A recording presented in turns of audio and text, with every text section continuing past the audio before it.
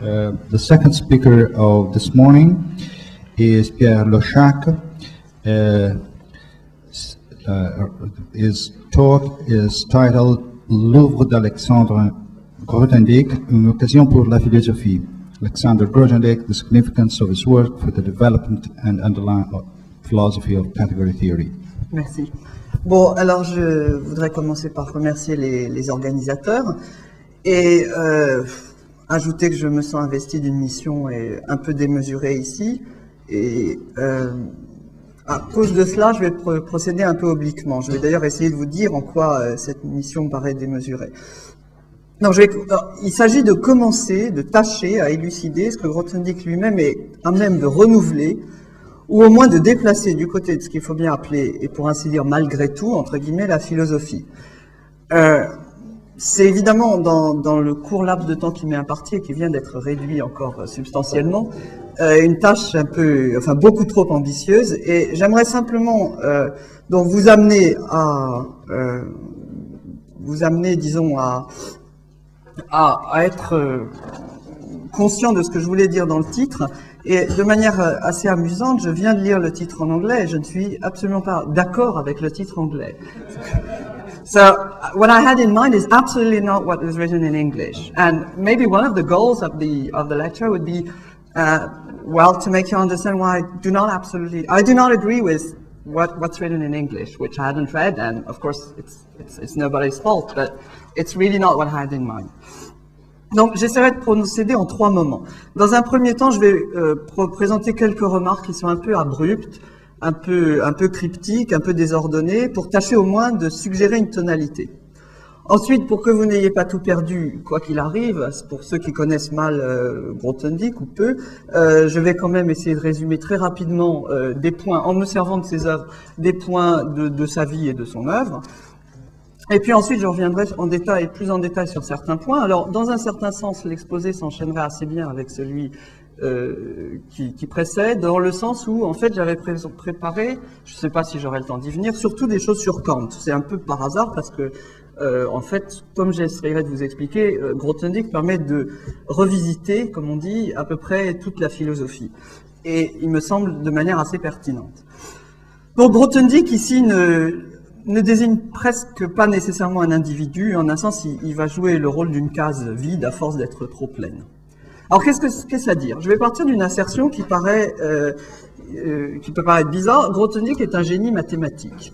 Bon, c'est pas un énoncé protocolaire au sens de l'école de Vienne. Ça peut paraître d'une terrible banalité. En fait, je vais commencer par dire que le fait que ce soit un génie mathématique n'est nullement une banalité. Essayer de vous en convaincre en disant que d'abord le mot génie, pour revenir un peu à ce qui était dit dans l'exposé précédent, est difficile à entendre autrement que sur le fond de romantisme. Enfin, pour nous, comme d'ailleurs disaient certains structuralistes, nous sommes tous encore des romantiques. Et donc, qui dit génie dit quelqu'un qui est engagé dans une dialectique du génie et de la ruse de la raison, ou de la raison. Ce qui veut dire, cette dialectique ayant d'ailleurs été inventée, entre guillemets, en partie pour Napoléon, en l'occurrence, ça veut dire aussi que Grothendieck est très très profondément un enfant du siècle, un enfant du XXe siècle, et que à travers Grothendieck, on peut effectivement, dans son œuvre mathématique et dans son œuvre non mathématique, et dans sa vie et dans celle de ses parents, voir une part considérable du XXe siècle, du plus obscur au plus lumineux. Donc, je vais essayer de vous convaincre, ce serait peut-être le point essentiel de l'exposé, même si s'il est purement préliminaire, que Grothendieck fournit un extraordinaire miroir où va se focaliser une bonne partie des idées du XXe siècle. Donc, dans le domaine des mathématiques, dans le domaine mathématique, et du point de vue de l'intéressé, cette dialectique de la raison et du génie, c'est malheureusement exprimé de manière extrêmement, on peut dire, amère, c'est le thème de l'enterrement. Le thème de l'enterrement, sur lequel je ne vais pas m'attarder. Alors, dans cette première partie, je fais comme si vous aviez lu beaucoup de Grothendieck, et puis après, je reviendrai sur certaines choses. Alors, le thème de l'enterrement, on peut le voir de manière, disons, moins amère, parce que plus détachée, comme justement cet accord mystérieux du génie avec le Zeitgeist, avec l'esprit du temps. Prenons par exemple, je vais prendre un exemple, parce que pour commencer dans des choses, y compris mathématiques, voilà, c'est une phrase, bien entendu ce que je dis n'a rien à voir avec une quelconque polémique qui couvre récolte et semailles, mais bon, c'est pas du tout le problème. Donc, je vous mets ici une phrase de 2 lignes qui est dans le fameux SGA 4,5, et qui dit la chose suivante. Donc, dans le cadre des schémas, la topologie de Zariski n'est pas assez fine pour l'étude des problèmes non linéaires, et on est amené à remplacer dans les définitions précédentes les immersions ouvertes par des morphismes plus généraux. De ce point de vue, les techniques de descente apparaissent comme des techniques de localisation. S'il y a une découverte, invention, je ne sais pas comment il faut dire, de Grothendieck qui me paraît extrêmement typique de son génie, c'est effectivement la découverte ou l'introduction des sites et de ce qu'on appelle maintenant les topologies de Grothendieck et de ce qu'on appelle et des topos. C'est d'ailleurs aussi, on verra une liste des thèmes que Grothendieck donne de sa propre œuvre, et c'est d'ailleurs en gros aussi l'opinion de Grothendieck. Donc, le saut conceptuel véritable est évidemment contenu dans la description de 2 lignes, qu'il a compris mieux que personne. Alors, on peut paraphraser, et là, je voudrais donc insister que ici, on est à la fois dans les catégories et pas du tout dans les catégories. C'est-à-dire que il faut déjà, pour moi, Grothendieck, non, les catégories, non, et c'est pour ça que je ne suis pas d'accord, première façon de ne pas être d'accord avec le titre anglais, les catégories ne sont pas du tout dans un rapport fondationnel à l'œuvre de Grothendieck, ni dans un rapport d'outils. C'est quelque chose de beaucoup plus profond. Et je pense que si on veut faire de Grothendieck une occasion pour la philosophie, alors il ne faut pas voir les choses comme ça. Alors ici, bien sûr, quel est le saut conceptuel? On en a un petit peu parlé d'ailleurs dans l'exposé précédent. Alors dit comme ça, et dit comme disait Grothendieck, avant moi, personne ne s'était jamais penché assez bas. Il le dit à propos des schémas, pas à propos de ça, mais enfin, ça revient au même. Alors il dit, on dirait, effectivement, alors en plus, de nos jours en tech c'est particulièrement, c'est illisible. Ben, c'est aussi illisible. Mais j'écris rien presque. J'écris, justement, cette invention ne tient à rien. C'est invisible, c'est pas... So I will say it not in English, in tech.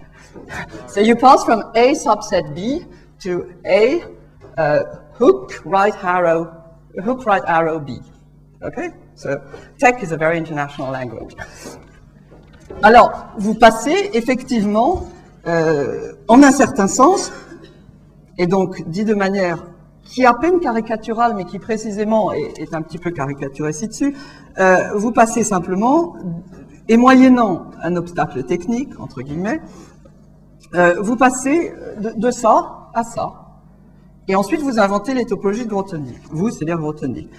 Je noterai d'ailleurs que Grothendieck se refuse toujours à prendre en compte cet élément que le commun des mortels mathématiciens connaît trop bien, l'obstacle technique. Et il se refuse à prendre en compte simplement sa propre puissance technique qui, elle, est hors du commun. C'est un thème sur lequel on peut revenir et qu'on peut lui-même problématiser, mais je pense que j'aurai pas le temps d'y revenir. Bon, si par exemple on veut citer un autre exemple, et puisqu'après tout ce colloque est en partie en l'honneur de MacLean, si on veut citer un autre exemple plus récent d'une invention qui a ce genre de génie, c'est l'invention, ou c'est tout ce qui touche autour de l'introduction par Drinfeld de ce qu'on appelle les catégories tressées, et qui peut se résumer à la chose suivante, là aussi de manière caricaturale. Vous avez une relation d'associativité. Ça, c'est une relation morte, entre guillemets. Je peux essayer d'utiliser ça, oui. Je peux prendre ça? Je peux pas utiliser ça là.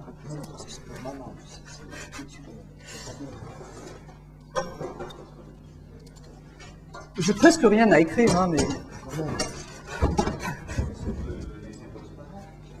Oui, donc, vous avez cette relation d'associativité qui est, entre guillemets, une relation morte, et le génie de Drinfeld en fait ça, avec un petit a ici, petit a étant l'associateur de Drinfeld. Drinfeld. Vladimir Drinfeld. Alors bien sûr, il faudrait élaborer considérablement là-dessus, non seulement élaborer, mais il y a des centaines d'articles. Mais je citais ça simplement pour quelque chose qui est une invention ou une découverte mathématique tout à fait apparentée à ce que j'écrivais à propos de l'invention des sites par Grothendieck, qui là aussi est loin d'être une découverte catégorique à proprement parler. Alors, pour revenir rapidement à cette phrase de 2 lignes, où est la raison, où est le Zeitgeist? Il est évidemment dans le on. Pourquoi on est amené? Qui est ce on? Alors, vous pouvez vous amuser à un exercice, il y a un exercice amusant qui est de paraphraser cette phrase avec des grandes découvertes. On est amené à postuler la constance de la vitesse de la lumière dans le vide. On est amené à associer une onde à la matière puisqu'il y en a déjà une associée à la lumière. On est amené à associer cela. Donc, si vous voulez, l'accord de Grothendieck avec l'esprit du temps, pourrait-on dire, est étonnant. Alors, un accord aussi, disons, cet exposé va essayer je vais essayer de raconter pourquoi cet accord dépasse de loin les mathématiques. Pour prendre encore un exemple mathématique, qui est, dans le contexte de cet exposé, en fait, une facilité, on peut revenir à ça, et dire que l'esquisse d'un programme, qui date du début des années 80, a été élaborée pratiquement dans la solitude, et que pourtant, elle consonne étonnamment à la fois avec les travaux de Thurston qui sont contemporains, et avec le génie de Drinfeld, lequel Drinfeld a mis à profit en partie des idées de l'école de physique mathématique de Leningrad, de l'école de Fadeev. Donc si vous voulez, il reste, y compris dans l'œuvre post-1970, une consonance avec l'esprit du temps qui est absolument phénoménale en mathématiques. Maintenant, on va essayer de sortir des mathématiques. Donc, Grothendieck est un génie en ce sens-là, c'est-à-dire que c'est à la fois un génie et un enfant du siècle. Et qu'il est vraiment engagé dans cette dialectique, peut-on appeler. Alors, par ailleurs, il est un génie d'un type bien particulier, il est un génie mathématique. Alors là aussi, ça peut paraître un peu idiot, banalité. En fait, c'est pas une banalité, parce que ça veut dire quoi qu'il est un génie mathématique? Ça veut dire qu'il n'est ni un génie logique, ni un génie physique, ni même un génie de physique mathématique, ni même un génie de logique, du logico-mathématique. Alors, j'oserais une hypothèse extrêmement globale, que je ne vais pas aller discuter ici parce que ça nous emmènerait trop loin, à savoir que les mathématiques se sont montrées jusqu'ici, au moins dans la philosophie moderne, je ne veux pas parler de philosophie antique parce que là c'est un autre problème, d'abord il y a mon incompétence, c'est un problème extrêmement difficile, les mathématiques se sont montrées philosophiquement instables. Qu'est-ce que j'entends par là? Très rapidement, et bien sûr sans le discuter, parce que ce serait l'objet de 10 exposés. Savoir qu'au fond, on ne trouve pas de grande philosophie moderne où les mathématiques, proprement dites, soient dans un rapport, soit constituent un véritable foyer. Autrement dit, dans le triangle logique, physique, mathématique, de manière assez paradoxale, ce sont les mathématiques qui forment le sommet faible, étant bien entendu qu'il ne s'agit absolument pas là du côté scientifique de la chose, mais du côté philosophique. Alors, si on veut... les exceptions, il n'y en a pas beaucoup. Je dirais que Kant, par exemple, typiquement, n'est pas mathématicien. Il est beaucoup de choses. J'essaierai d'y revenir, mais il est évidemment beaucoup de choses, mais il n'est pas un mathématicien. On pourrait discuter sur Husserl, on pourrait discuter sur Brouwer, mais il n'y a pas tant d'exemples à discuter. Et par exemple, sur Husserl, ce reproche était déjà fait par Cavaillès à Husserl. Disons ce reproche. Il lui adressait sous la forme de reproche. Ça ne pas être un reproche, mais il lui adressait ça sous forme de reproche du fait que les mathématiques étaient une science de passage entre logique et physique. Alors, je pense que si on veut s'intéresser à Grothendieck, ou si on peut essayer d'en faire ce qu'on en peut faire philosophiquement, il faut essayer toujours de tenir 2 fils. D'une part, préserver la sauvagerie de l'original. Et je pense que la sauvagerie, le wildness, est non seulement à préserver, mais c'est absolument essentiel. Grothendieck is wild. S'il y avait quelque chose qu'on devrait mettre à la porte comme à la porte de l'enfer, il faudrait laisser ici toute mesure. Ce qui est un peu curieux pour un mathématicien, mais c'est exactement ce qu'il faudrait faire. Sachant que Grothendieck a commencé par des travaux sur la théorie de la mesure. Mais il faut laisser de côté toute mesure. En même temps, si on ne fait rien pour le rattacher à, disons, des traditions philosophiques, cette sauvagerie, nécessairement, je dirais pas se perd, parce qu'elle a une valeur en elle-même, mais elle a des difficultés à se communiquer autrement d'une manière affective et en elle-même. Donc, il s'agit de tenir ces deux fils. Or, là, il y a par exemple quelque chose un article que je voudrais vous recommander, si vous, peut-être que vous connaissez peut-être déjà. C'est un article de Thurston qui était dans le Bulletin AMS 1994, Proof and Progress in Mathematics. Je dirais que c'est un exemple typique d'une réflexion assez extraordinaire d'un mathématicien lui-même assez extraordinaire sur sa pratique sur les mathématiques, en dehors de, entre guillemets, toute tradition philosophique.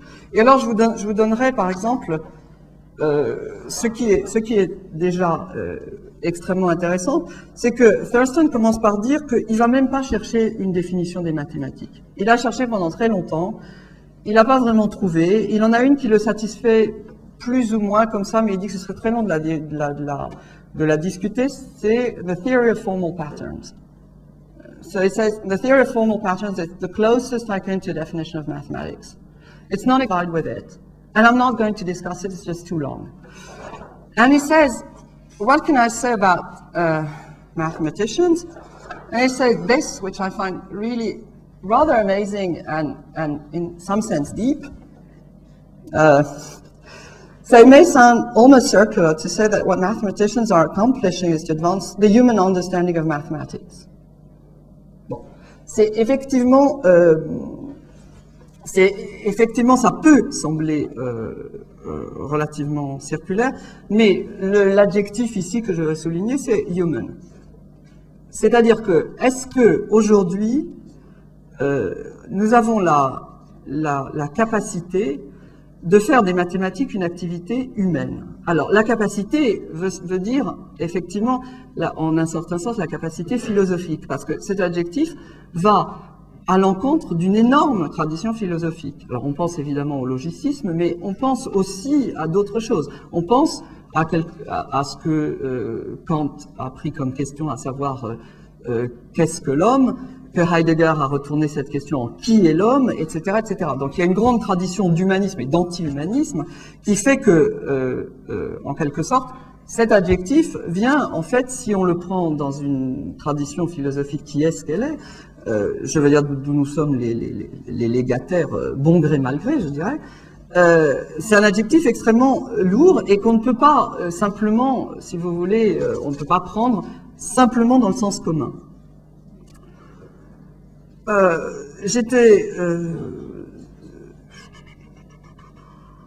Voilà, alors si vous voulez, si on se reporte à un temps où les mathématiques, et justement ça, de manière assez plutôt, comment dire, comme une sorte de coïncidence, ça va nous ramener un tout petit peu à l'exposé précédent, c'est-à-dire à Kant. Si on se reporte à un temps où la philosophie avait, comment dire, une certaine prégnance sur les mathématiques ou une certaine prégnance tout court, on trouve des citations assez extraordinaires, comme celle-ci,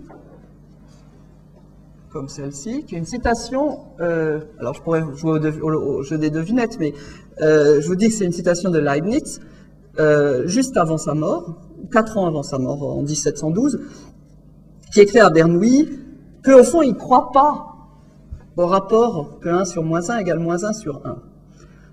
Alors, ça donne une idée.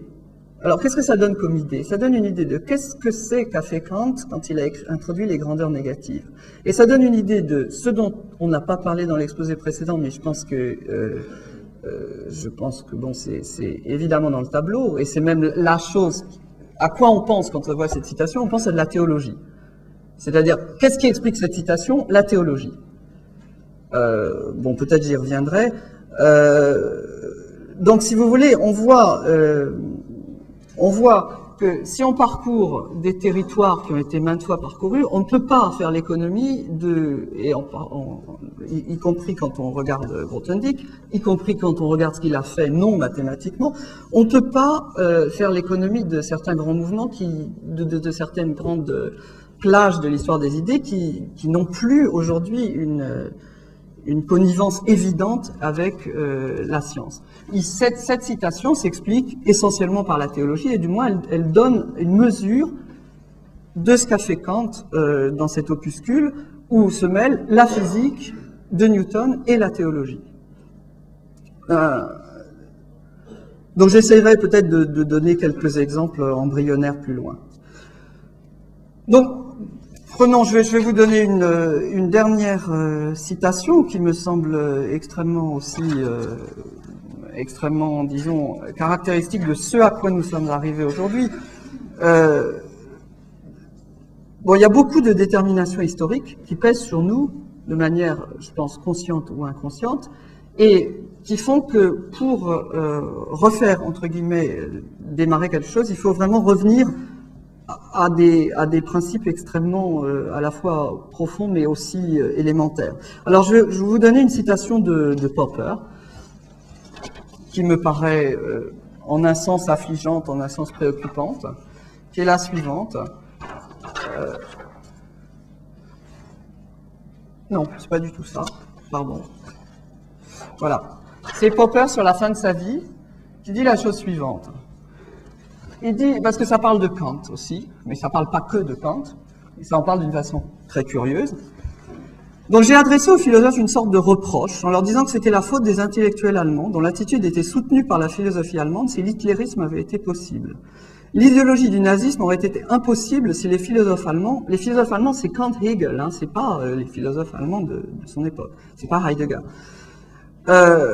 Si les philosophes allemands avaient su ce que c'était que la responsabilité intellectuelle. Mais la responsabilité intellectuelle était pour eux totalement inconnue. Leur tâche était de parler de façon impressionnante et incompréhensible. Quelques remarques seulement sur les origines de cette attitude en Allemagne, elles sont liées à Kant. Kant est l'un des êtres les plus admirables, etc. Vous pouvez lire. La conclusion, il voulait montrer pourquoi la théorie de Newton était vraie, donc c'est cet écrasement qu'on obtient, dont on a très vaguement parlé. Le Kant dont parlent les épistémologues quand ils en parlent, ce qui est très rare, est en général un Kant qui pour moi n'est pas du tout le Kant intéressant. Kant ne voulait pas montrer que la théorie de Newton était vraie. Mais de toute façon, ce dont on lui fait crédit, cela fait une situation malheureuse dont est sorti un livre incompréhensible, La critique de la raison pure. Bon. Il est évident que si on démarre sur ces bases-là, il va être difficile d'avancer, ou il va être difficile de recoller des choses. Bon, c'est une citation qui mériterait un long commentaire sur lequel je passe, même s'il est ici. Si vous voulez, dans la descendance même lointaine du cercle de Vienne, je dirais que Popper est un compagnon de route du cercle de Vienne, si on voulait prendre la terminologie communiste. Il est clair que malgré des mathématiciens comme Cantor et Brouwer, malgré Hilbert, malgré Weil, on n'a pas pu faire un contrepoids de cette résorption globale de la logique de la mathématique dans la logique. Alors maintenant, on est en train d'essayer d'en sortir. Je dis tout ça parce que we're supposed to be a mixed audience, and bridging a gap is just completely impossible, but I'm trying to say things which at least might be consonant with certain things. So, je vais mettre ici une citation de David Corfield, dont j'ai beaucoup aimé le livre Towards the Philosophy of Real Mathematics. Et cette citation, simplement, me paraît, comment dire, typique de combien il est difficile de sortir du logicisme. Alors, voilà la citation. Theorem proving, conjecturing, and what? And concept formation make up the three principal components of mathematical research. The brilliant observation of Lakatos, argued through the length of his famous dialogue, Proofs and Refutations, was that these components are thoroughly interwoven. Bon, je dirais que, David praises, and I think is right, I mean, Lakatos for having tried to go beyond, or having freed himself from, to a certain extent, from logicism. And it's a very difficult thing to do, because what is termed here a brilliant observation, for normal mathematicians would be obvious, I dare say. And the description of the activity of a mathematician is very, very controversial. I mean, controversial is very dubious, in as much as, for instance, the first thing Thurston says in his article is that it's exactly not the way one should describe the activity of a mathematician. He says, first, let's do away with what a mathematician doesn't do. It is not exactly, I mean, it's not, the wrong questions are how do you prove theorem, and what's the process of proving theorem, what is what are called research projects, etc. So Thurston starts on a completely different track. And in some sense, Thurston is free of everything, mathematical tradition, whatever. It just tries to convey what a mathematician does, like him, of course. Donc, disons, pour en revenir à Grothendieck, et en revenir assez rapidement à Grothendieck, donc je dirais que ce que fait Grothendieck ne peut pas être décrit comme disant que Grothendieck a utilisé la théorie des catégories ou a mis à la base de ses mathématiques la théorie des catégories de sorte à résoudre des problèmes de géométrie aussi, ou de géométrie algébrique. Pour prendre une analogie extrêmement grossière, c'est un petit peu comme si on disait que Braque et Picasso ont étudié la géométrie du cube de sorte à peindre les demoiselles d'Avignon. Non, c'est clair que tout le monde trouverait ça stupide. C'est un peu exagéré, mais si vous voulez, aujourd'hui, ce que va faire Grothendieck dans son œuvre non mathématique, je pense qu'il fait même exploser l'idée, le carcan d'une théorie de la connaissance, d'une Erkenntnislehre, qui serait basée, par exemple, chez Kant, uniquement sur la première partie de la critique de la raison pure, qui est à peu près tout ce qu'on cite. Bon, il faudrait être plus précis là-dessus. Alors, si on commence à... Bon, j'ai trouvé comme point de départ, mais il y en a des douzaines. Si on commence à vouloir, par exemple, prendre un point de départ, alors on peut prendre une phrase de Manin. On peut prendre une phrase de Manin, que j'ai perdue. Non, alors d'abord, on va prendre une phrase de Cantor. On prend la phrase de Cantor, qui est une phrase extrêmement célèbre, parce que c'est la définition d'un ensemble par Cantor. Donc c'est... bon, je lis en français simplement. Donc, par ensemble, Menge, nous entendons le rassemblement en un tout grand thème d'objets bien définis et distincts petits thèmes, qu'on appellera les éléments de grand thème, de notre intuition ou de notre pensée. Alors, Manin fait remarquer, ce qui est tout à fait juste à mon avis, c'est que dans cette simple définition, on a déjà une sorte de distillat, si vous voulez, du monde classique, qu'on peut entendre comme newtonien, qu'on peut entendre comme kantien, c'est-à-dire un monde matériel qui consiste en des objets deux à deux distincts, plongés dans un espace ambiant. Comme dit Manin, l'avènement de la mécanique quantique et l'avènement d'autres choses encore a fait, si vous voulez, perdre cette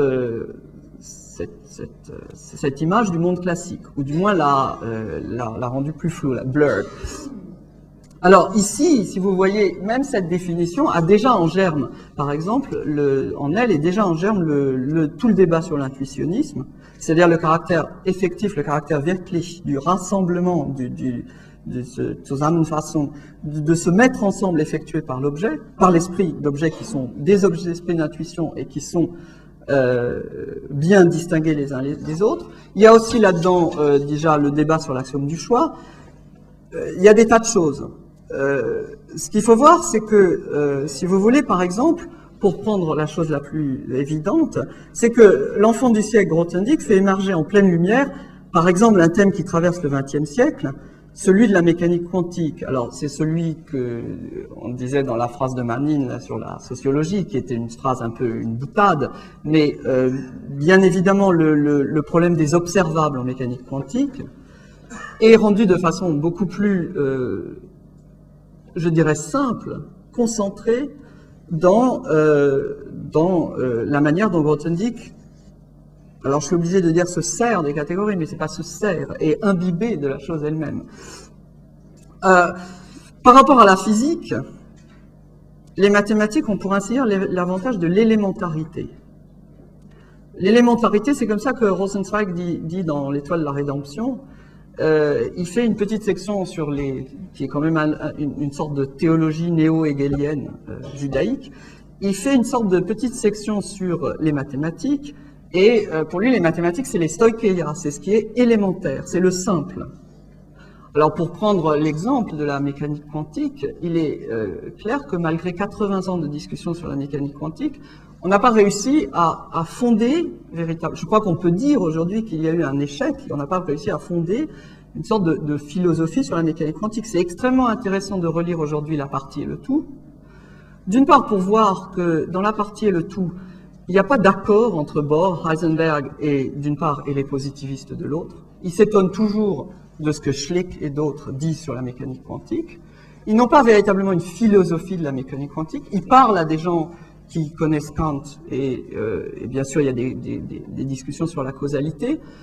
Mais 80 ans après, non pas la partie et le tout, mais après ces discussions, on ne peut pas dire non plus que la mécanique quantique ait fourni une sorte de philosophie. Ce qui est remarquable, c'est la résistance du sujet kantien à toutes les attaques, si je puis dire, puisque le sujet kantien est souvent tourné en dérision, même éventuellement, et pourtant il résiste contre vent et marée.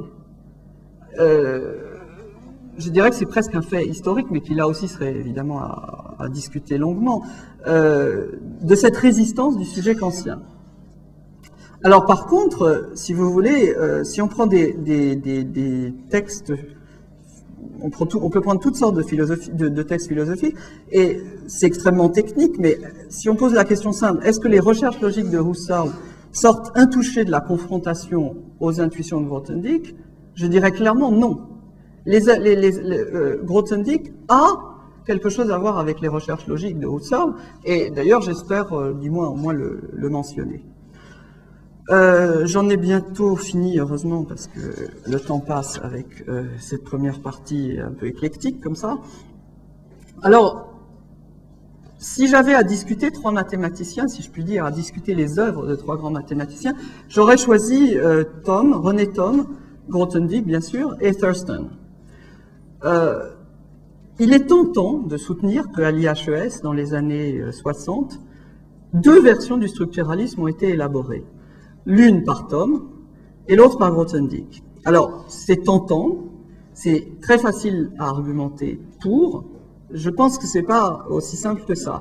Au demeurant, on connaît les relations ou l'absence de relations entre Thom et Grothendieck. Ils avaient beau être au même endroit, à savoir à l'IHES. On peut dire qu'elles ont été élaborées en quelque sorte dans une sorte d'indifférence réciproque. Ce en quoi Thom peut être qualifié de structuralisme a été extrêmement bien mis en lumière par Jean Petitot dans un livre que je recommande chaudement encore, et qui d'ailleurs vient d'être traduit, a été traduit en anglais, qui s'appelle Morphologie du sens, ou Physique du sens.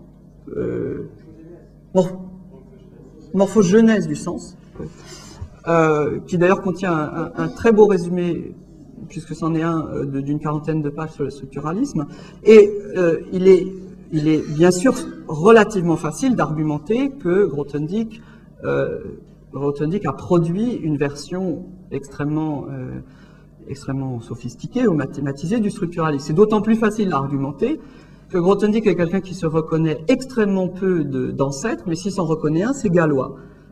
Et d'ailleurs, il n'y a pas besoin qu'ils le reconnaissent, parce que quand on regarde l'œuvre de Grothendieck, s'il y a quelqu'un qui est là du début à la fin, de SGA 1 à l'esquisse d'un programme, c'est évidemment Galois. Et comme chacun sait, Galois étant le premier structuraliste, on peut on peut dire que ce que fait Grothendieck, c'est un structuralisme mathématique. Je pense que là, on fait une grosse réduction de la chose, justement. Même si, bien entendu, on peut argumenter ça. Bien, alors, juste pour finir cette partie, quelles sont les constellations, je dirais, qui, quand on aborde l'œuvre de Grothendieck, me paraissent les plus pertinentes. Je pense que c'est pas des constellations peut-être évidentes. Moi, je dirais que c'est 1800. Voilà, 1800, 1800. 1800, c'est comme ça que, dans leur correspondance, Rosenzweig, Scholem et Benjamin disaient l'idéalisme allemand. Ils écrivaient simplement 1800. C'est une constellation qui va de Kant à Hegel, disons, et qui est extrêmement pertinente quand on lit Grothendieck. Il y a une autre constellation qui est extraordinaire, c'est le Paris des années 60. Le Paris des années 60, vu dans une distance qui croît tous les ans, reste totalement extraordinaire. Et puis, il y a l'Allemagne des années 20. Alors, l'Allemagne des années 20, c'est aussi bien le Berlin underground où ont vécu les parents de Grothendieck, c'est aussi bien Husserl, c'est aussi bien le premier Heidegger, c'est aussi bien Kafka, c'est aussi bien Rosenzweig, c'est Scholem, c'est Benjamin, c'est tout le monde. Alors, vous me direz, ça fait beaucoup et ça fait presque tous les berceaux de la modernité. Et pourtant, je prétends que quand on lit Grothendieck, il y a tout ça. Prenons un exemple sur le Paris des années 60, et les exemples abondent. Dans les années 60, Marthe Robert, qui est une grande spécialiste précisément du romantisme allemand et de Kafka, avait élaboré une théorie du roman, qui est dans un livre qui est résumé ou exposé dans un livre admirable qui s'appelle Les origines du roman et le roman des origines. Les origines du roman et le roman des origines. Bon, je ne vais pas vous raconter sa théorie, mais c'est quelque chose où il y a deux personnages principaux, si je puis dire, qui sont aussi bien l'auteur et les personnages, qui sont le bâtard et l'enfant trouvé. Alors, c'est une théorie qui est en partie littéraire, en partie psychanalytique, qui évidemment n'a rien à voir a priori avec les mathématiques. Ou si vous voulez, le bâtard c'est Balzac, l'enfant trouvé c'est Kafka, le bâtard c'est Rastignac, l'enfant trouvé c'est Don Quichotte ou Robinson, de manière plus subtile. Et elle nous décrit l'enfant trouvé. Elle a aussi écrit un livre, admirable lui aussi, qui s'appelle Seul comme Franz Kafka, qui, je pense, est la meilleure, non seulement introduction à Kafka, mais le meilleur titre qu'on pourrait prendre pour un livre sur Grothendieck. Seul comme Alexandre Grothendieck. C'est la solitude, et une solitude dans beaucoup de détermination qui le caractériserait. Mais donc voilà le portrait qu'elle nous donne de l'enfant trouvé. Si j'arrive à le trouver, justement. Je ne sais pas pourquoi j'arrive pas à le trouver. Attendez. Ah, comme c'est un peu long, j'espère le trouver quand même. Ah oui, attendez. Bon. Ah. Voilà l'enfant trouvé. Alors, l'enfant trouvé. Et alors, ça, c'est une sorte d'archétype, en quelque sorte. Mais archétype est quand même archétype est un mot trop simple. Donc, il a le goût de l'aventure et le dégoût du monde, une fois inébranlable dans ses propres rêves et dans la réalité de l'autre côté, la nostalgie du paradis perdu. Aussi misanthrope qu'acharné à faire le bonheur des hommes, par la persuasion ou par la force si besoin est, réformateur et éducateur dans l'âme, anarchiste jusqu'au tréfonds de l'âme et pourtant fanatique de l'ordre, vagabond par insatisfaction de toutes les choses instituées et fixé néanmoins à une seule idée, affamé de sa liberté et despotique envers tous ceux qui sont à sa merci, il est encore intransigeant, dur à la tâche, rigoriste, chaste jusqu'à la cesse, doué d'une endurance physique sans pareille et extraordinairement confiant dans les ressources de son esprit. Alors, mis à part une clause, chaste jusqu'à la 16, c'est un portrait de Grothendieck. Alors, la clause en question serait à discuter très longuement, mais je ne vais pas discuter la clause chaste jusqu'à la 16, qui d'ailleurs ferait l'objet d'un exposé extrêmement passionnant, mais plus psychanalytique et qui n'est pas de mise, surtout quand l'intéressé est vivant. Mais c'est absolument frappant que Grothendieck est un enfant trouvé. On apprend plus sur Grothendieck en lisant Kafka qu'en lisant Popper, ça c'est clair. Beaucoup plus. Mais donc voilà. Donc je vais arrêter ici les choses un peu désordonnées. Alors maintenant je vais faire une chose qui, qui est très facile en fait pour évidemment. Attendez, ah oui, ouais, qui est la chose facile, mais je pense que comme ça, au moins, ça peut toujours être utile. C'est immédiat. On va rentrer dans l'utilité. Alors, je vais vous donner un bref timeline. Et puis les thèmes de son œuvre par lui-même. Alors, bon, très nécessairement, parce que j'ai pas envie, parce que là, évidemment, on pourrait faire 4 conférences, donc je vais juste donner un bref synopsis. Ah oui, puis j'ai quand même quelques remarques. Ah, puis pour plus, il faut quand même que je note que, bien sûr, tous les renseignements sont à regarder à www.grothendieck Circle.org, qui d'ailleurs s'est tiré de là. Je ne sais plus qui a fait cette timeline. Enfin, peu importe. Comme c'est écrit en haut, it has the advantage of accuracy. Bon, bref, il est né en 1928. La source de renseignements sur Grothendieck pas sur Grothendieck, sur les parents de Grothendieck, qui est une histoire absolument fascinante, avant la naissance de Grothendieck, c'est un manuscrit autobiographique de sa mère, non publié, qui s'appelle Eine Frau, simplement, qui peut-être un jour sera publié en titre, en guise de livre. Donc, ce qu'on apprend déjà, et ça c'est très important, c'est que le milieu naturel d'Alexandre, ce sont les rejetés, les parias, les misérables. Donc, ça c'est le milieu, Alexandre a toujours vécu dans ce milieu, au fond, sauf des intermèdes, entre guillemets, d'apparence bourgeoise qui n'étaient pas de son fait, si je puis dire. Parce que quand on est un génie mathématique, on ne peut pas toujours vivre avec des RMistes, mais bon, c'est pas ce qu'il voulait, c'est pas ce qu'il a voulu. Ce qui veut dire aussi que le thème de la maison, parce que si on est un SDF dans l'âme, on a aussi le thème de la maison dans l'âme, le thème de la maison est extrêmement fort. Donc, en 1933, ses parents le laissent à Berlin. Je vous laisse lire, hein, essentiellement, il y a sans doute beaucoup d'entre vous qui connaissent ça, donc je vous laisse lire. Moi, j'essaye de commenter un petit peu. Alors, donc son père est mort à Auschwitz en 1942.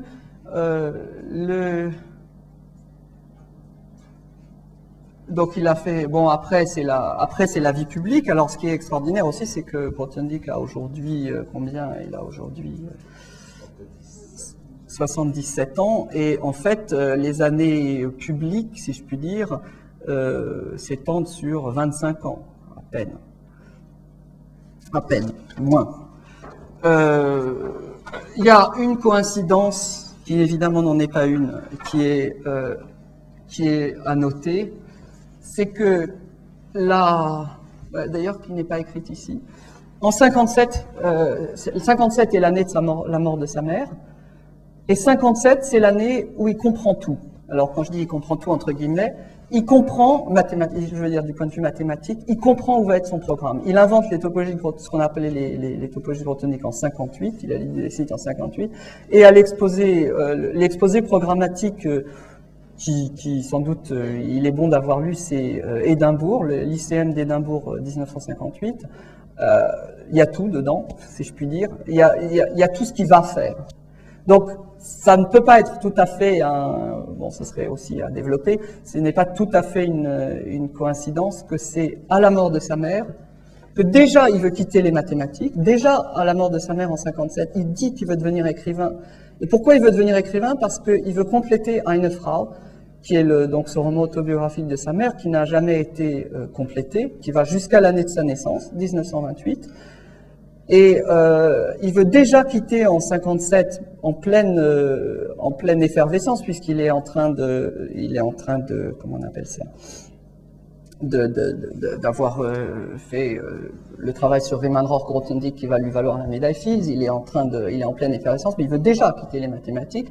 Et somme toute, il n'aura différé ça que de 12 années, ce qui n'est pas tellement. Donc ça, c'est l'année de sa mort de sa mère. Alors d'autre part, bien sûr, les catégories sont une chose essentielle. Nous avons ici Pierre Cartier qui a participé au séminaire SGA, qu'on pourrait appeler SGA 0, dont vous trouverez un petit fascicule dans la bibliothèque de l'ENS avec un exposé de Pierre Cartier sur les catégories abéliennes, qui n'est pas un séminaire SGA, qui devait être à la Fondation Thiers, qui était déjà dans le cadre de l'IHP. Non, qui était à l'ENS, à l'IHP, oui.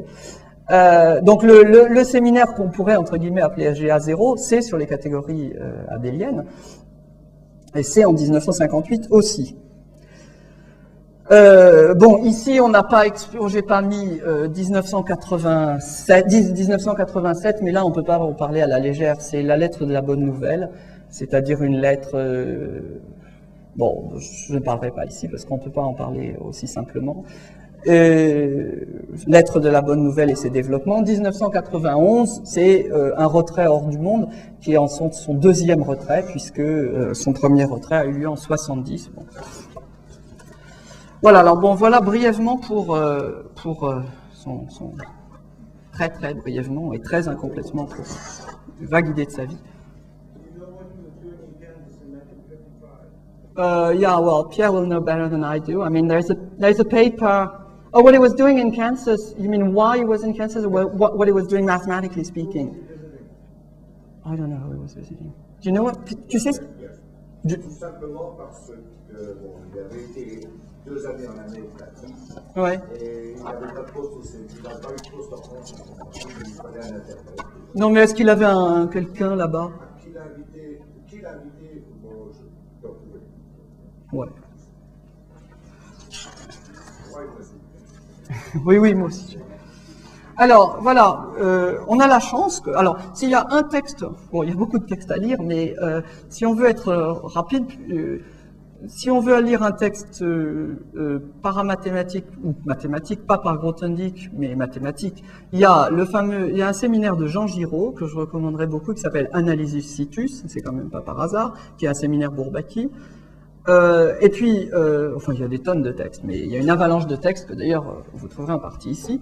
Mais le séminaire de Jean Giraud qui s'appelle Analysis Situs, j'allais dire pour les non-mathématiciens, non, c'est un séminaire Bourbaki, c'est un séminaire technique, mais qui est quand même lisible, et extrêmement parlant. Et d'autre part, il y a Promenade à travers une œuvre, qui est le fascicule 0 de Récolte et Semaille, qui est le seul endroit où Grothendieck nous fait une promenade à travers son œuvre. Et alors, dans une note en bas de page, parce qu'il fallait quand même y arriver, il nous dit les 12 thèmes de son œuvre. Alors voilà les 12 thèmes de son œuvre, selon lui. Donc ça a l'avantage que c'est pas moi qui les ai compilés.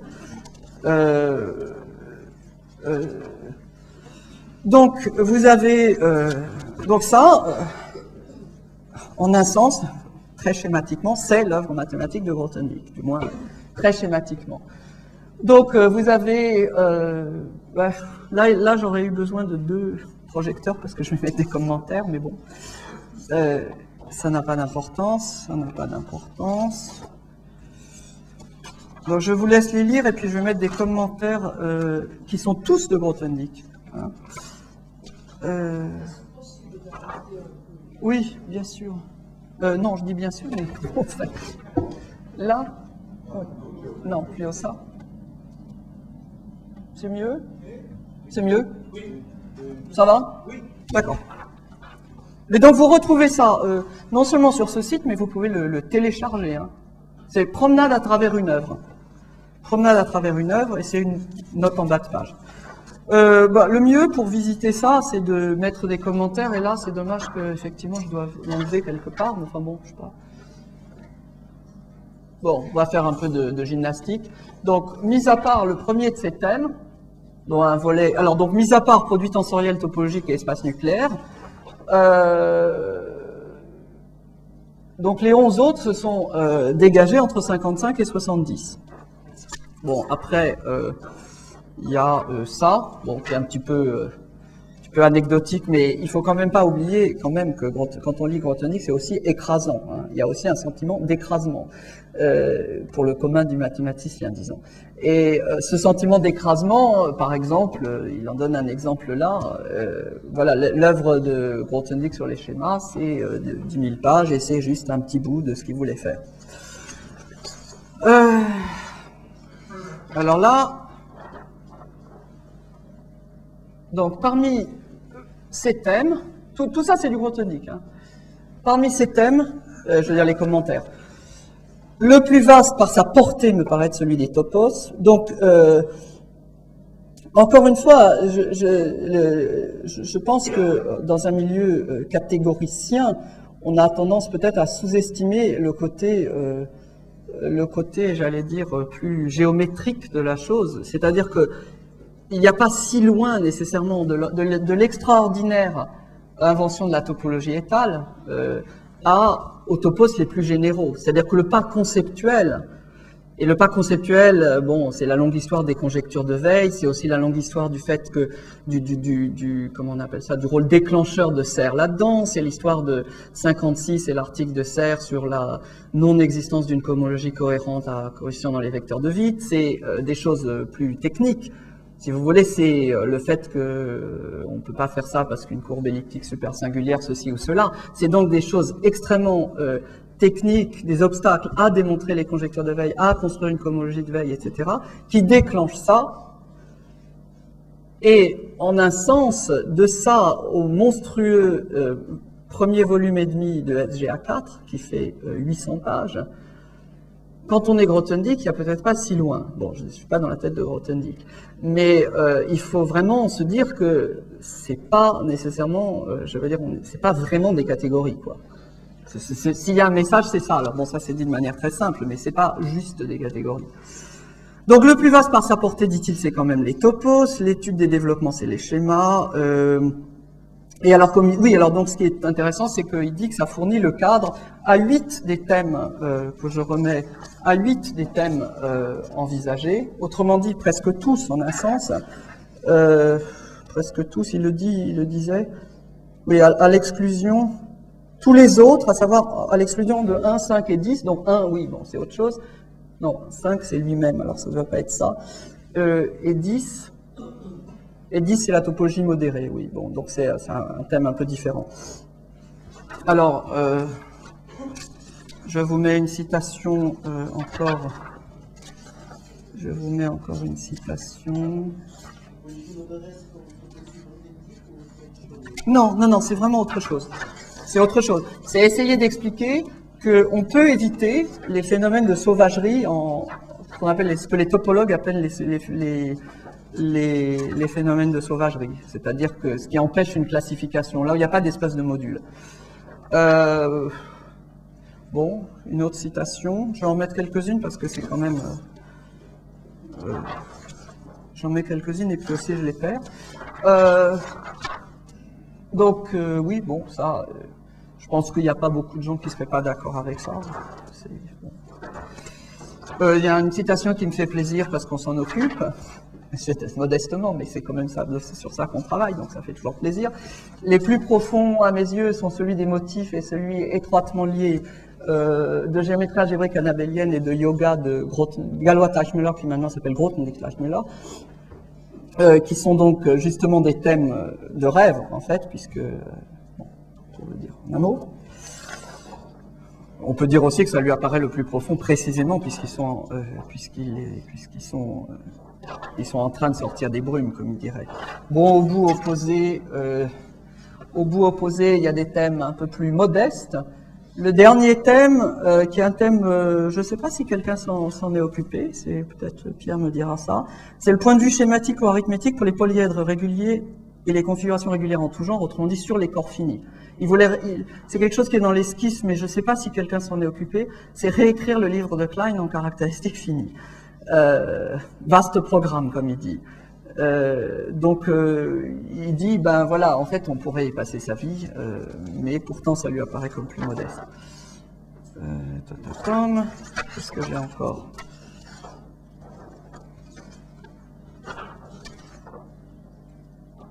Bon.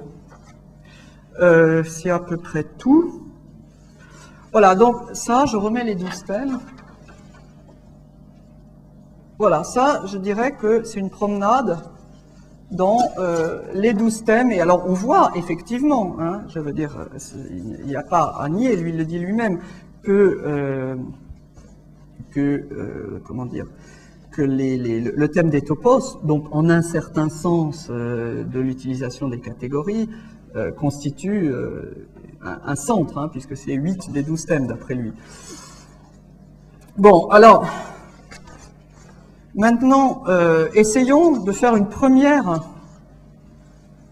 toute petite, une chose très modeste, c'est une première approximation de ce que ça nous dit. Bon, comme j'ai envie d'introduire une expression, on nous a dit et redit que la postmodernité, comme on dit, se caractérise par le rejet de la narration ou l'impossibilité de la narration ou de la méta-narration, encore que le romantisme allemand était déjà une culture du fragment. C'est pour ça d'ailleurs qu'on dit nous sommes tous des romantiques allemands. C'est que déjà l'Athénéum, le Schlegel, le Schleiermacher étaient déjà des gens du fragment. Mais a fortiori maintenant, on est dans l'impossibilité de la narration. Alors, pour essayer de distinguer ce que je viens de dire des catégories, bon, il y a un moment au XIIe siècle où le channel n'était peut-être même pas aussi large que maintenant, malgré le tunnel, et où il y avait les romans arthuriens. Alors les romans arthuriens, ça s'appelait la matière de Bretagne.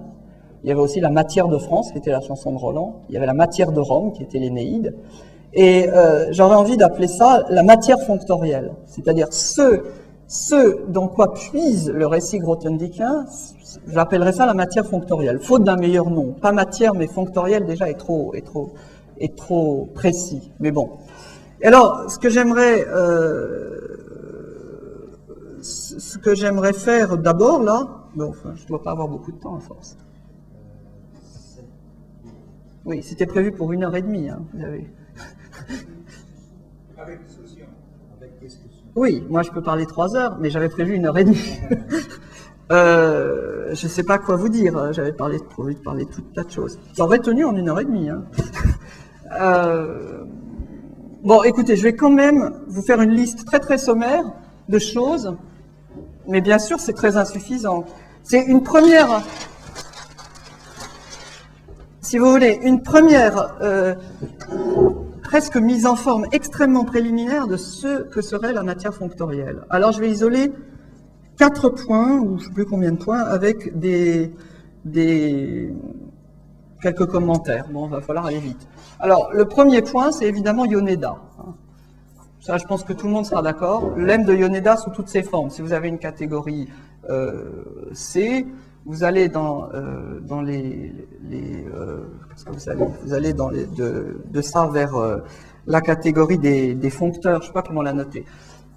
Disons un objet X de C, vous associez le foncteur HX qui est tel que HX de Y égale homme de YX. Alors, le lemme de Yoneda, sous toutes ses formes, sous toutes ses variantes, c'est évidemment quelque chose d'extraordinaire. C'est-à-dire que ça résume à la fois, en un sens, l'histoire du point au XXe siècle. D'ailleurs, je crois que Pierre, dans l'article à l'IHES, avait donné une sorte de résumé comme ça de l'histoire du point, c'est-à-dire enfin, ce serait long. Ça a un peu à voir avec la mécanique quantique. Ça ne rend pas compte. Alors là aussi, il faut entrer dans les mathématiques pour voir l'extraordinaire de la chose.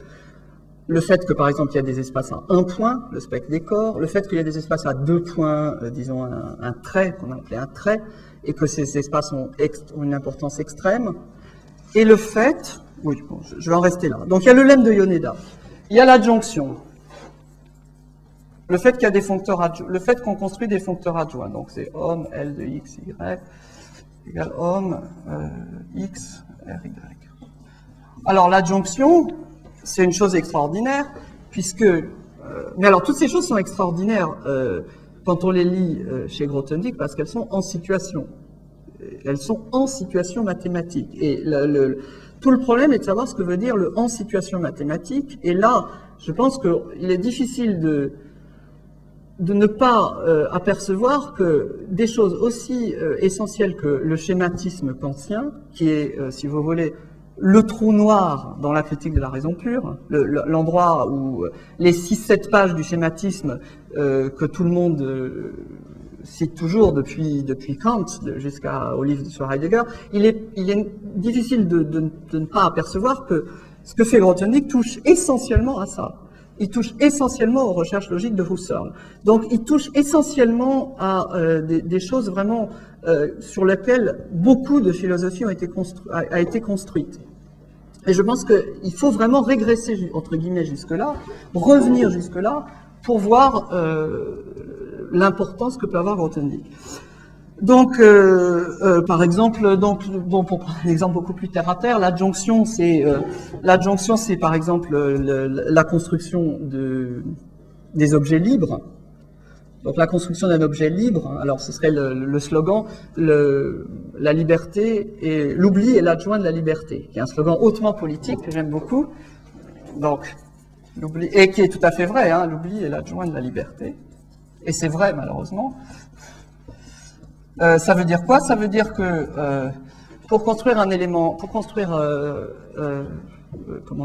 un élément ou enfin un objet libre, vous prenez le foncteur adjoint d'un foncteur oubli. Vous prenez un groupe libre, vous prenez le foncteur adjoint du foncteur oubli des groupes dans les ensembles. Pour produire le co-squelette, vous faites le foncteur adjoint du squelette, ce qui déjà est le squelette en topologie est quelque chose de beaucoup plus, a priori, de beaucoup plus intuitif que le co-squelette. Mais vous pouvez construire des choses et Grothendieck était évidemment virtuose là-dedans, mais dans le fait de le voir que deux foncteurs étaient adjoints. Et puis qu'il y avait des foncteurs en général. Donc bien sûr après, donc je mettrai bien évidemment site, topologie, et puis qu'est-ce que je veux dire, topoi ou topos, je sais jamais ce qu'il faut dire. Bon alors là, si vous voulez, c'est alors si on dit comme deux lignes, on peut dire tout simplement, c'est remplacer l'inclusion par un produit cartésien. Autrement dit, c'est l'histoire du produit cartésien, ou plutôt, il vaut mieux dire, du changement de base. Enfin, c'est l'histoire de beaucoup de choses, mais s'il y a un diagramme grothendieckien, c'est le diagramme le plus pauvre qui soit. C'est le diagramme de changement de base. C'est un diagramme très pauvre picturalement parlant. Extraordinairement riche mathématiquement parlant, mais graphiquement parlant, extrêmement pauvre. Et puis, il y a aussi ce qui va avec ça, qui est la représentabilité des foncteurs. Représentabilité.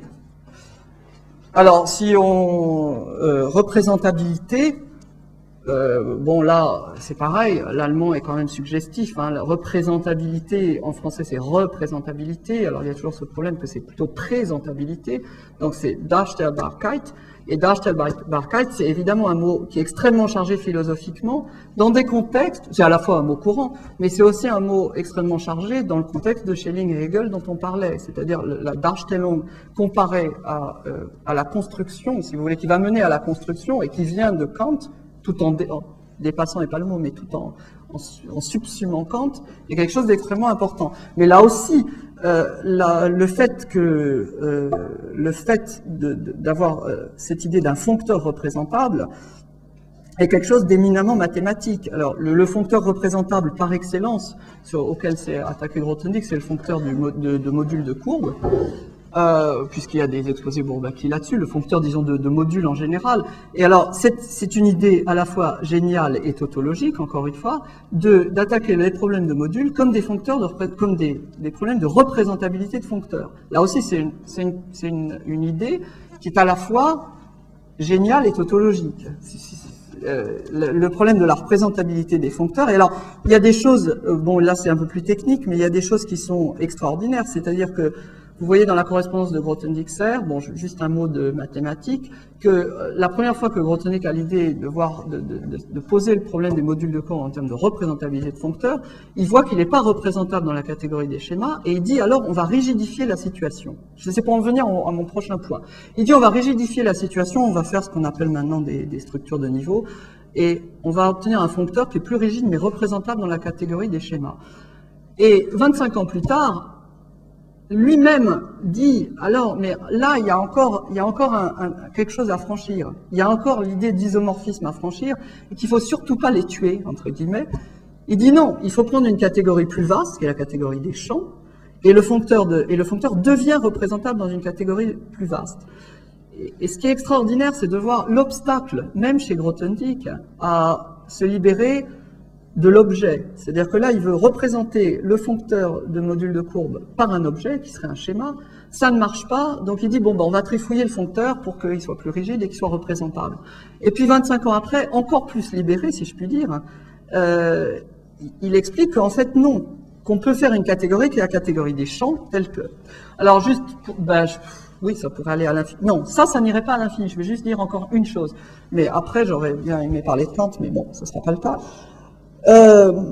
Ce qu'il faut voir aussi, c'est qu'un foncteur, et ça c'est remarquable, un foncteur représentable n'est pas un foncteur représenté.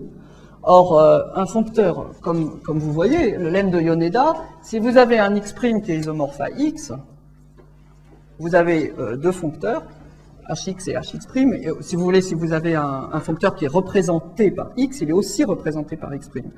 Et ce que raconte Grothendieck, c'est que bien sûr, il ne faut pas voir ça comme ça. Il faut voir ça comme ça, je veux dire, il ne faut pas se fixer un représentant. Autrement dit, un foncteur représentable n'est pas un foncteur représenté. Or, tenir ça est une gageure pour les mathématiciens. Par exemple, pour prendre un exemple, il vous dit, ou non, il ne dit pas, mais ça va sans dire, que quoi? Qu'est-ce qu'il nous dit? Bon, j'ai perdu. Il nous dit que, ou il ne nous dit pas, mais que bien sûr, un corps n'a pas une clôture algébrique, mais des tas de clôtures, des clôtures algébriques isomorphes. Tous les algébristes aujourd'hui travaillent avec ça sans aucun problème.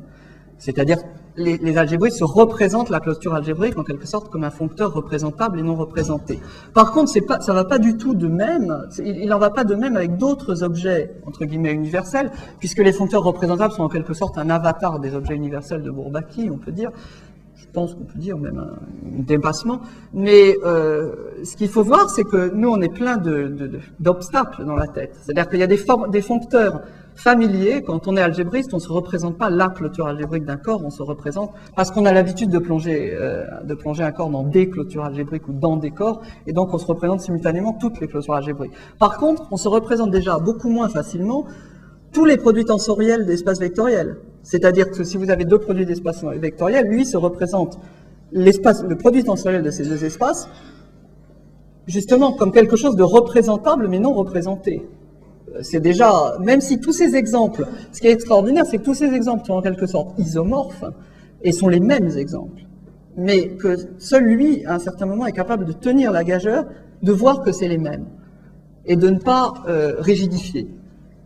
Et le dernier, je suis un peu perdu, je suis complètement perdu dans mes notes, mais enfin, il y avait un dernier. Qu'est-ce que c'était? Qu'est-ce qu'était le dernier? Ah oui, le dernier, mais là, il faudra en parler très longtemps, c'est les champs. En fait, c'est pas les champs, c'est champs. C'est le thème de l'isomorphisme. Alors, l'isomorphisme supérieur, etc.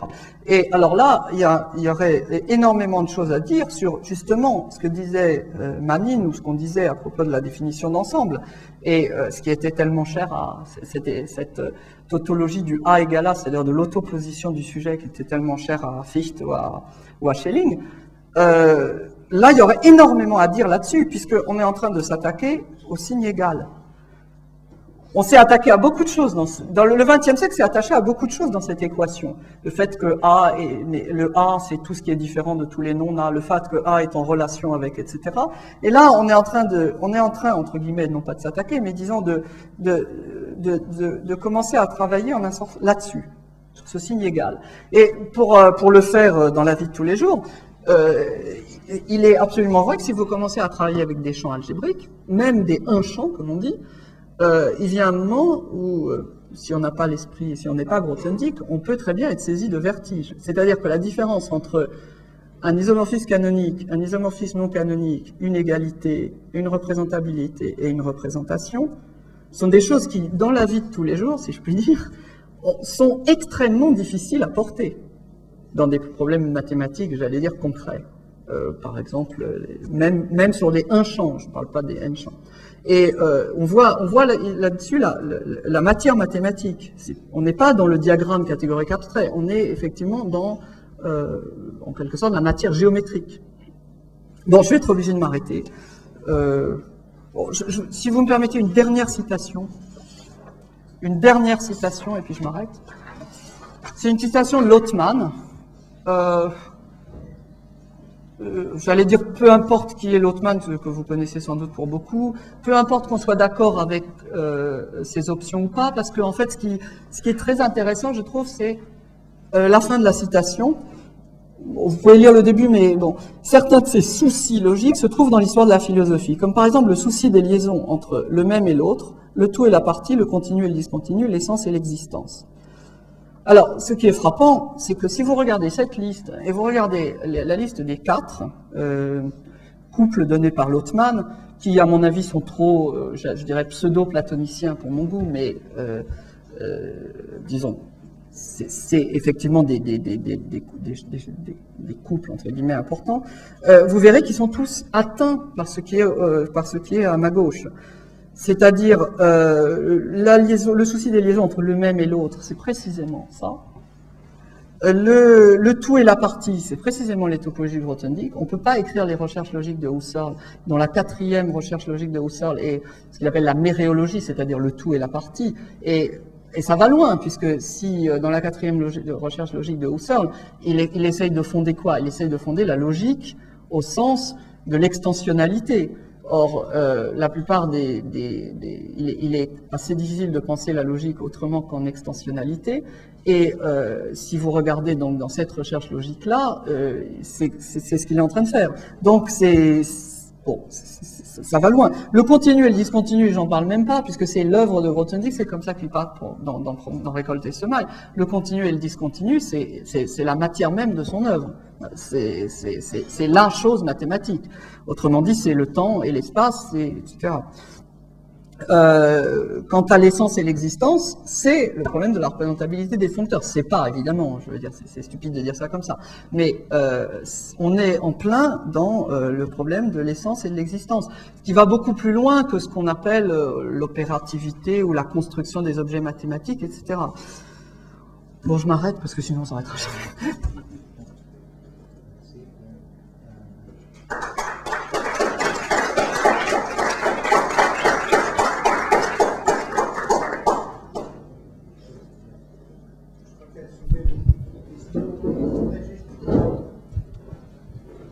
Oui, on entend pas mal. Hein. Non, vous n'entendez pas. Bon. Ah, d'accord. À propos de structuralisme, je crois que tu as été un peu brutal dans ta description de haut lieu de structuralisme avec Tom et Grothendieck, ne serait-ce que parce que tu diriges au passage Bourbaki et la bagarre avec Bourbaki à propos des ensembles et catégories, qui était tout de même le plus structuraliste des deux, était tout de même pas Grothendieck. Je ne sais pas, là, il faudra en parler avec Pierre. Mais s'il y a un fameux congrès Bourbaki où tu n'étais pas, je pense, le congrès avec Heilenberg. Moi, j'étais pas, non. Non, Pierre, mais tu n'étais pas au congrès avec Heilenberg où Bourbaki a en gros décidé de ne pas se réécrire sur un autre catégorie. Non, mais on a un document précis avec le travail de Kremer, et ça montre nettement, si tu veux, que le plus structuraliste des deux n'est pas celui que tu dis. Mais c'est pas une critique féroce. Moi, en fait, non, c'est-à-dire, moi, je pense de toute façon il y a une question de, quand on lit Petitot, et puis surtout quand on lit Deleuze, puisque Deleuze a écrit un article qui est lumineux, comme souvent les articles de Deleuze, sur qu'est-ce que le structuralisme. Et bon, ça va, je pense, bien au-delà du mathématique pur, c'est-à-dire bien au-delà de la prééminence de la relation sur l'objet, etc. Il y a quand même des choses qui interviennent dans la définition du structuralisme, comme la case vide, etc., qui ont été faites un peu pour inclure Lacan, mais qui vont un peu à côté, si vous voulez. En fait, je n'aime pas trop le mot structuralisme mathématique, ou l'idée que, bon, on va régler la chose en disant c'est du structuralisme. Mais ceci dit, après, on peut discuter à l'infini.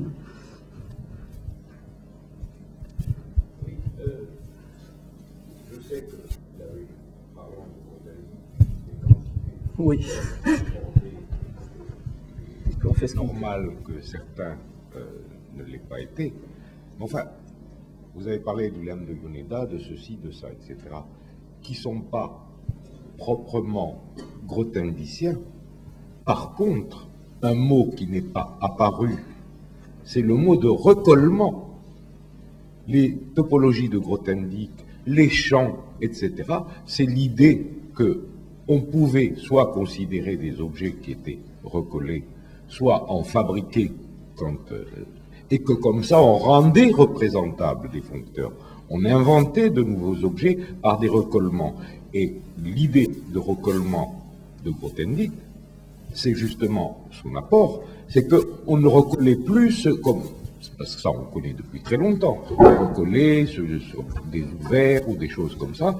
L'idée de recollement proprement géniale et qui traverse toute l'œuvre de Grothendieck, c'est qu'on pouvait recoller par des procédés de recollement beaucoup plus généraux et donc beaucoup plus puissants et donc qui permettaient de fabriquer des objets qui autrement n'existaient pas, entre guillemets. Donc voilà, ça c'est autre chose que l'adjonction qui est due à Kahn, que ceci, que ça, etc. Ah mais j'ai jamais dit, c'est précisément pour ça. J'ai jamais dit que ces choses-là étaient dues à Grothendieck. C'est pour ça que j'ai voulu insister sur ça qui est dû à Grothendieck uniquement. Moi je... L'idée de recollement par des procédés très puissants auxquels on n'avait pas pensé de recollement, ça c'est purement dû à lui. Voilà. Oui, enfin, je ne suis pas vraiment d'accord, à vrai dire. D'abord, non, mais c'est déjà apparu dans la citation de Deligne, hein, quand il dit les techniques de descente apparaissent comme des techniques de localisation. En un sens, c'est ça que ça veut dire. C'est même ça que ça veut dire. Mais donc, si vous voulez, c'est dans la rubrique site ou catégorie de Grothendieck. Donc, si je n'ai pas prononcé le mot recollement, qui est un vieux mot, en un certain sens, c'est exactement la citation de Deligne.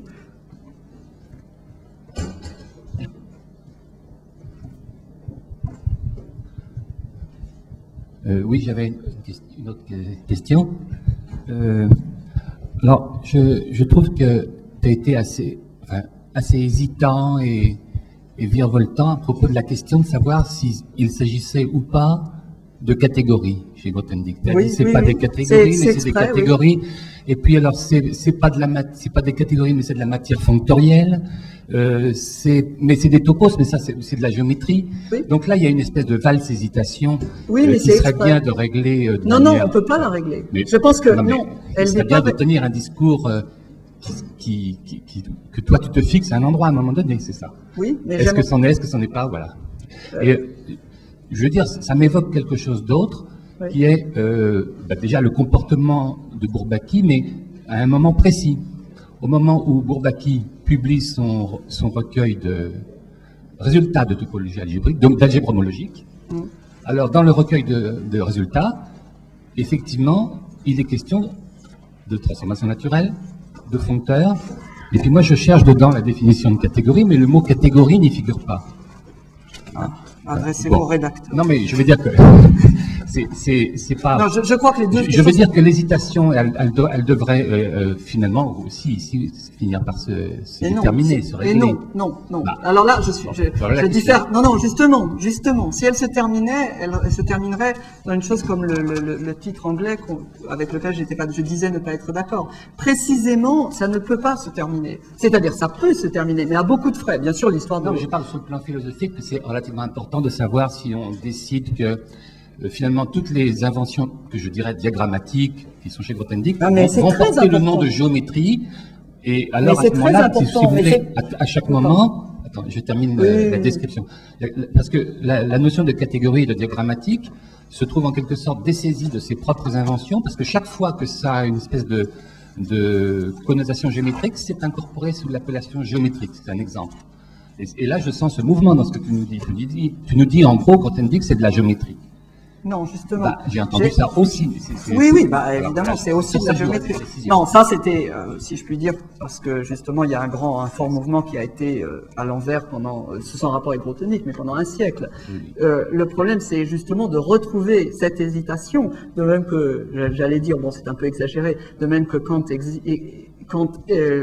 hésite à cet endroit du schématisme, il hésite complètement. Et on est dans l'hésitation. Et justement, on est dans l'hésitation parce que précisément, on essaye de se diriger vers quelque chose de plus profond. Donc, le mot géométrie même, lui-même, est déjà en question chez Grothendieck. Vous voyez, c'est ce que j'essaye de dire. C'est qu'on hésite parce qu'on n'a pas les mots pour le dire, parce que les mots qui viennent sont des mots, si je puis dire, kantiens ou tout ce que vous voulez. C'est précisément dans cette hésitation-là qu'il faut faire preuve, si je puis dire, d'abord d'invention verbale, éventuellement pour que ça n'ait pas l'air d'une hésitation, mais c'est cette hésitation-là qu'il faut préserver. Non, ça peut pas se régler comme ça, aujourd'hui, je veux dire. J'avais une deuxième toute petite remarque, c'est à propos de ce que tu attribues au génie de Drinfeld. Oui. La transformation de l'égalité en flèche. Génie, on appelle ça génie ou pas. Mais ça me paraît tout à fait faux historiquement. Non. C'est chez Maclean. Non, mais je disais. Il a traduit Ebenabou. Mais attendez. Le geste de transformer l'égalité en isomorphie et de traiter de ça comme tel, c'est pas Drinfeld qui l'invente. Oui, d'accord. Non, mais c'est bien pour ça. Non, mais attendez, c'est bien pour ça que j'ai parlé c'est bien pour ça que j'ai dit que j'ai cité ça en hommage à Maclean. Ce qu'a fait Drinfeld, c'est quelque chose de beaucoup plus, et justement, il y a les pentagones de Maclean, les hexagones de Maclean, etc. Oui, mais tu dis il y a le geste génial de Drinfeld de transformer l'égalité en iso. Oui, dans un certain ISO. contexte. Ça s'appelle plutôt le geste génial de Benabou ou de Maclean, mais en tout cas pas de Drinfeld. Non, mais c'est quelque... Oui, d'accord, non, mais alors, il aurait fallu... Mais je peux faire comme... Je pense qu'il faut faire attention dans ce colloque, entre autres, aux détails de nature historique. Mais non, mais attendez, là-dessus, je pourrais parler pendant 5 heures. Donc, le problème, c'est simplement de dire, d'essayer de raconter ce qu'a fait Drinfeld. Donc, quand il invente les catégories monoïdales tressées, et c'est Drinfeld, mais surtout, c'est pas dans un contexte, c'est pas dans un contexte, encore une fois, purement catégorique. C'est de voir que, à la fois, la théorie du scattering quantique, qui est chez Fadeïev, ou disons dans l'école de Leningrad, la théorie des groupes quantiques, etc., mène à ces algèbres de Kasiov tressés, etc. Donc, bon, il aurait fallu que je sois plus, ce que Kontsevich appelle joliment la géométrie de l'associativité, aux espaces de modules, etc. Mais non, c'est pas une application. Ça n'est pas une application. Quand on est Drinfeld, ça n'est pas une application.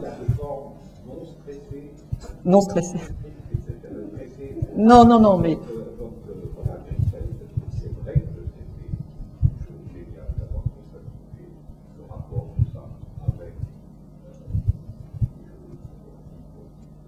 Par exemple, beaucoup d'autres choses. La structure logique ou la structure catégorique, mais pas la structure mathématique. Non. Là, oui, enfin bon.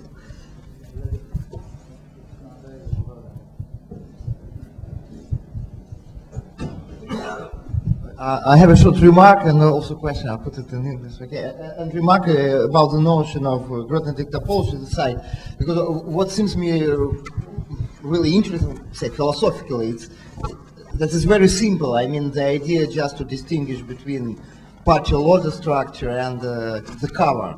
It's kind of very clear idea, and then you can define cover or something else than partial order, like in different what's Grothendieck topology. And I just what came to my mind, all this what philosophers sometimes call topology. I mean, this branch of analytic philosophy called like formal ontology, formal something, which I would be kind of misgivings about that, a little bit on line of David Corfield, that these people quite often call topology something that they just don't know what is topology in mathematics, and of course it's kind of rather simple technically, it's first order logic.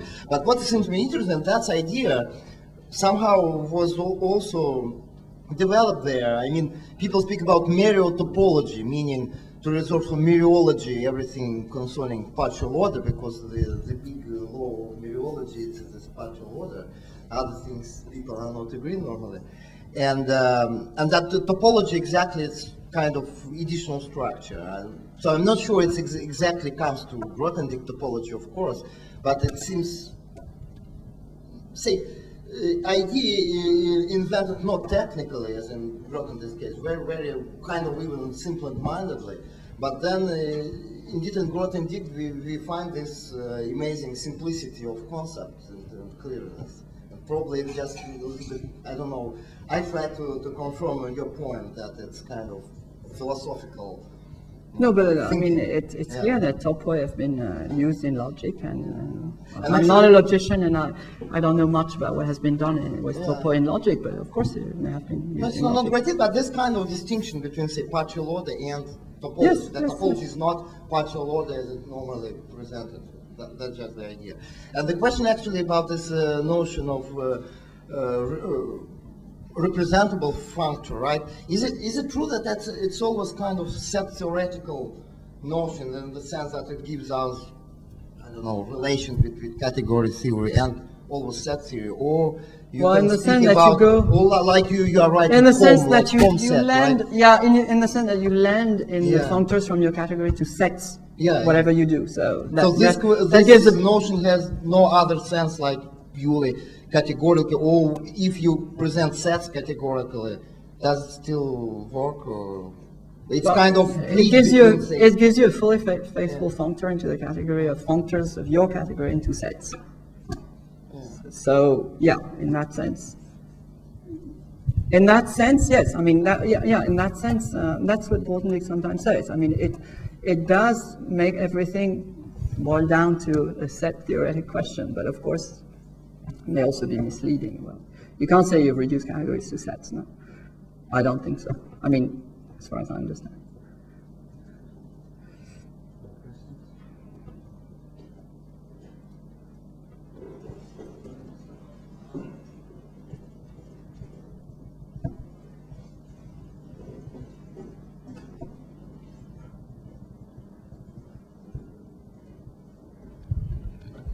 Oui. Pierre, oui, une question minuscule peut-être pour passer ensuite au déjeuner. J'ai pas compris. Tu peux préciser la signification politique du fait que le foncteur d'oubli soit adjoint, alors à droite quand même. Non, je refuse d'élaborer là-dessus. Non, je ne serais pas capable d'élaborer sur ce sujet. C'est une question pour le repas.